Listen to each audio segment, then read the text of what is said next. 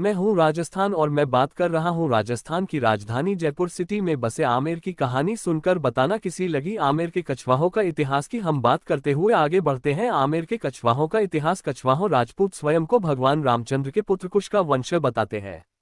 इनके प्राचीन इतिहास के बारे में अधिक जानकारी उपलब्ध नहीं है। इस वंश के नरवर के शासक सोहा सिंह के पुत्र दुलहराय ने सन 1137 के लगभग रामगढ़ ढूढ़ाड़ में मीनों को तथा बाद में दौसा के बड़गुजरों को हराकर कछवाहा वंश का राज्य स्थापित किया और रामगढ़ में अपनी कुलदेवी जमुवाया माता का मंदिर बनाया। इन्हों के पितृ कानकिल देव ने सन 1207 में आमेर के मीनाओं को परास्त कर आमेर को अपने राज्य में मिला लिया व उसे अपनी राजधानी बनाया। तभी से आमेर कछवाहों की राजधानी जयपुर निर्माण तक बना रहा। इसी वंश का शासक पृथ्वीराज मेवाड़ के महाराणा सांगा का सामंत था, जो खानवा के युद्ध में संगा की तरफ से लड़ा था। पृथ्वीराज गलता के रामानुज संप्रदाय के संत कृष्णदास पयहारी के अनुयायी थे।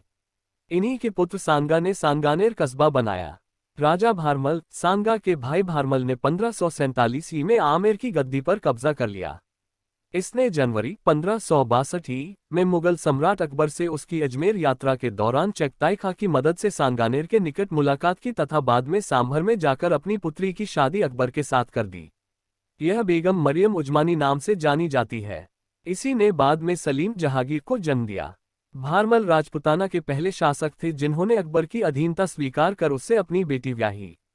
इसके बाद भारमल के पुत्र भगवंत दास एवं पोता मानसिंह अकबर की सेवा में चले गए।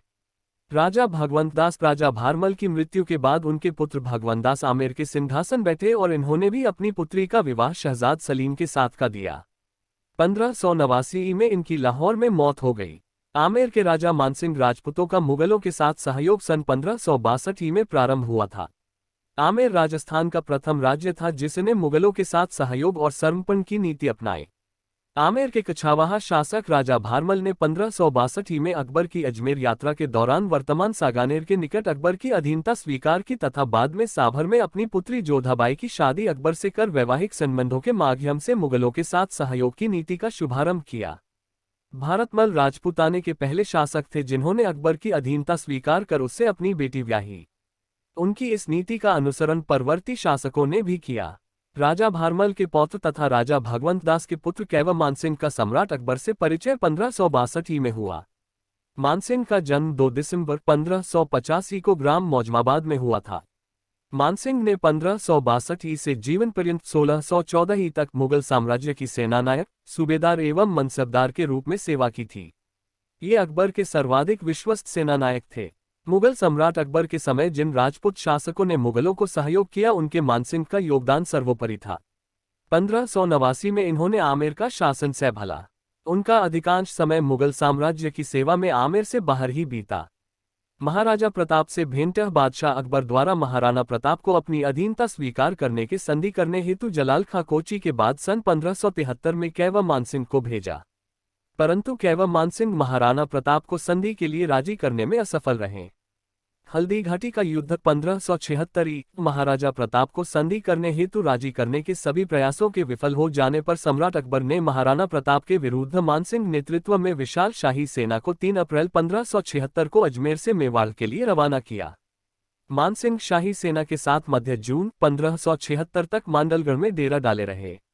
उसके बाद मुगल सेना खमनोर पहुंचा, जहां हल्दी घाटी के पास रक्ततलाई में 18 जून 1579 को प्रसिद्ध हल्दी घाटी का युद्ध हुआ। काबुल विजय। काबुल में मिर्जा खां के विद्रोह को दबाने के लिए बादशाह अकबर ने मानसिंह व उनके पिता भगवंत दास के नेतृत्व में सेना भेजी।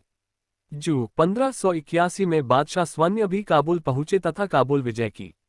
इस विजय में कुंवर मानसिंह का अपूर्ण नियुक्त किया, जहां उन्होंने विद्रोहों की समूल नष्ट किया। अहमदनगर अभियान। अकबर की मृत्यु के बाद सम्राट जहांगीर से मानसिंह के संबंध उतने अच्छे नहीं रहे। 1611 में मानसिंह को सम्राट जहांगीर द्वारा दक्षिण में अहमदनगर अभियान पर भेजा गया। दक्षिण में रहते हुए एलिचपुर में 6 जुलाई 1614 को राजा मानसिंह की मृत्यु हो गई।